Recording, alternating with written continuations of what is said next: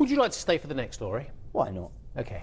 I like that response. He doesn't even know what the next story don't know. is. Well, he can read the prompt, can't he? I don't know. I know this company. You know this company. It's called Tesla. And sales took another hit in the month of July, according to new data from the ACEA, which is the acronym for pretty much the European Automobile Association, which showed EU registrations for Tesla, drumroll please, down more than 40% on the year. Now, it's the latest in a traffic jam of declines. Oh, right. Is that the plural of it? A traffic jam of declines, or collective, for the car company, which lagged BYD in terms of market share. Look at the BYD number on your left of your screen, by the way, up 206%.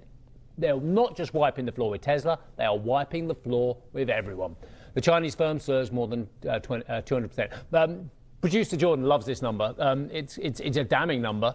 Jaguar, well, I mean, we thought it was a typo from the ACEA. And if you're just listening now to, I don't know, to the Squawk Box Express podcast, whatever it's called these days, you might want me to tell you what happened. EU Jaguar registrations a year ago were 376. Well, apparently in July this time round, they were 1. I thought they might. I'm still waiting for the correction from the ACEA. Jaguar, disastrous rebrand, not got the right positioning at the moment. One's car sale. Anyway, what do you think? Even if it's a disastrous rebrand, it is hard to imagine just one car sold across all of the EU. So I don't want to call the ACA out for any data issues, but it is hard to believe one car. It would appear to be the case, though. So, Did you want to go? I remember you. How long ago was it? I had you standing at some, it might have been the Shanghai Motor Show or something, and you're talking about all these amazing Chinese cars that were going to hit the world. How long ago was that? Yeah, that must have been, 6 odd years ago?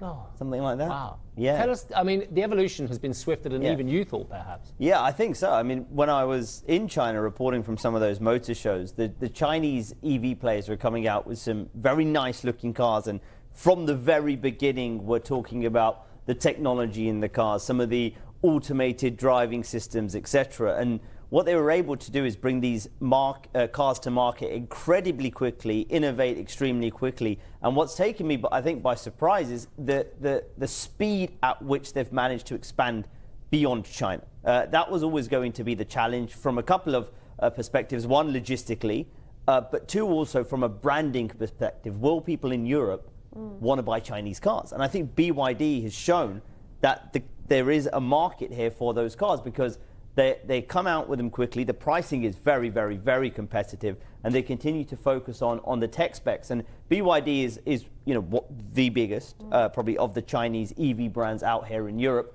but there continues to be desire from XPeng, from NIO, and some of these other sort of more startup kind of players to export their cars here. And these are the companies that are iterating very quickly, and you see them launching cars every few months. And it's something that Tesla has struggled with, is they've relied on a stock portion of models that they've released over the last few years, but nothing new. Yeah. Nothing new. Well, on that point, and linking this to something you brought up earlier this week, that when you look across cars these days, it's pretty hard to identify what brand they are, because they're all starting to look the same, especially when it comes to EVs.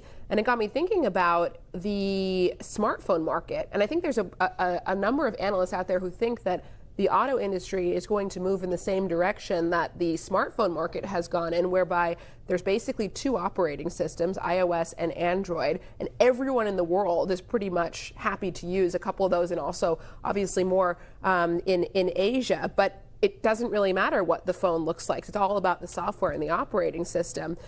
To what extent is that becoming the consensus view here, that buyers are much more focused on the software, and in turn, the actual manufacturing is going to be less important when it comes to consumer decision making? Yeah, I think it depends on the market. Certainly in China, there was a big focus on the tech in the car, the software, what can I do with it? And I think when you look at the smartphone market, you've got 2 dominant players, iOS and Android. When you look at the car market right now, it's still extremely fragmented, and you've got individual manufacturers hoping to lock customers into their respective ecosystems. I think probably one of the best examples of that is Tesla, of course, in what it's doing with autopilot and saying we're going to do over the air software updates and trying to lock people into this Tesla ecosystem. Xiaomi in China is another incredible example of that. This is a company that has built smartphones and rice cookers and everything in between, but also now cars running on a Xiaomi operating system.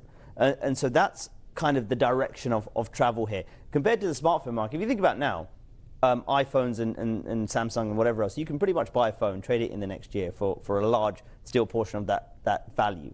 And that's probably something similar we'll see in the car market as well. You see it with some of these models. Adam's given me permission to say one more thing. You heard him say move on, yeah?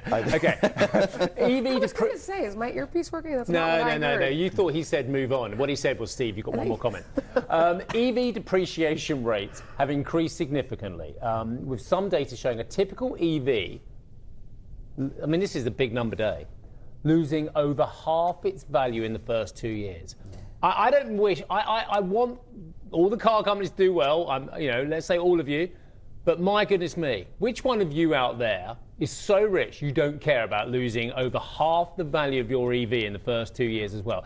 Buying a brand new EV, I know a lot of people rent them, I know they're on the deals, but actually physically buying an EV, which you know is going to lose over half its value in the first 2 years, all I can say is you're richer than me.